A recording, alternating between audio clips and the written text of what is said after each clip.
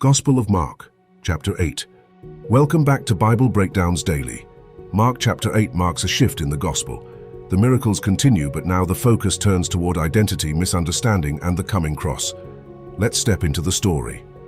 During those days, another large crowd gathers. They have nothing to eat. Jesus calls his disciples and tells them he has compassion on the people because they have already been with him 3 days and have nothing left to eat. He does not want to send them away hungry, or they may collapse on the way home. The disciples ask where they could possibly get enough bread in such a remote place. Jesus asks how many loaves they have.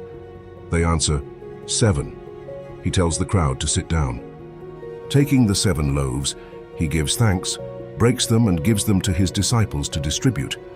They also have a few small fish, and Jesus gives thanks for those as well.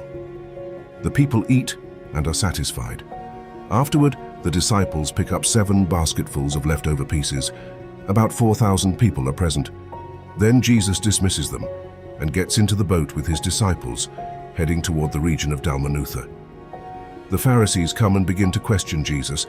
They demand a sign from heaven to test him. Jesus, deeply in his spirit, he asks why this generation asks for a sign. He tells them no sign will be given. Then he leaves them, gets back into the boat and crosses to the other side. The disciples realize they have forgotten to bring bread, except for 1 loaf in the boat. Jesus warns them to be careful of the yeast of the Pharisees and of Herod. They begin discussing among themselves that it must be because they have no bread. Jesus knows what they are thinking and asks why they are talking about having no bread. He reminds them of the 5 loaves for the 5,000 and the 7 loaves for the 4,000. He asks how many baskets were left over each time. They answer correctly, but Jesus asks again, "Do you still not understand?" They arrive at Bethsaida, and people bring a blind man to Jesus, begging him to touch him. Jesus takes the blind man by the hand and leads him outside the village. He spits on the man's eyes and places his hands on him. Then he asks if he sees anything. The man looks up and says he sees people, but they look like trees walking around. Jesus places his hands on the man's eyes again. This time the man's eyes are opened. His sight is restored and he sees everything clearly. Jesus sends him home, telling him not to go back into the village. Then Jesus and his disciples go to the villages around Caesarea Philippi. On the way, Jesus asks them who people say he is. They answer that some say John the Baptist, others Elijah, and still others one of the prophets. Then Jesus asks the question directly, "But what about you? Who do you say I am?" Peter answers, "You are the Messiah." Jesus warns them not to tell anyone about him. Then he begins to teach them that the Son of Man must suffer many things and be rejected by the elders, chief priests, and teachers of the law. He tells them he must be killed and after 3 days rise again. He speaks plainly. Peter takes him aside and begins to rebuke him, but Jesus turns and looks at his disciples and rebukes Peter.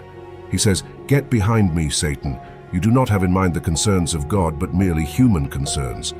Then Jesus calls the crowd to him along with his disciples and says that whoever wants to be his disciple must deny themselves, take up their cross, and follow him.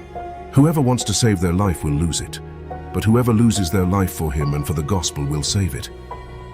Jesus asks what good it is for someone to gain the whole world, yet forfeit their soul.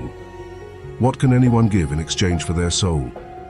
He warns that if anyone is ashamed of him and his words in this adulterous and sinful generation, the Son of Man will be ashamed of them when he comes in his Father's glory with the holy angels.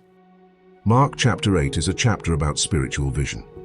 The disciples witness another miracle of provision, yet they still struggle to understand who Jesus truly is. Physical bread is not the real issue, spiritual blindness is. The 2-stage healing of the blind man is powerful. At first he sees partially, then clearly. This mirrors the disciples' understanding. Peter correctly identifies Jesus as the Messiah, but he does not yet understand what kind of Messiah he is. When Jesus predicts his suffering, Peter resists. Like many people, he wants glory without sacrifice, but Jesus makes it clear that his mission involves the cross. Following him means surrender, not self-preservation. This chapter teaches that recognizing Jesus is only the beginning. True discipleship requires denying self, embracing the cross, and trusting God's plan over human expectation. That's Mark chapter 8, a chapter about sight, confession, misunderstanding, and the first clear shadow of the cross. Next time, in Mark chapter 9, we will see the Transfiguration, another prediction of Jesus' death, and powerful teaching about faith and humility.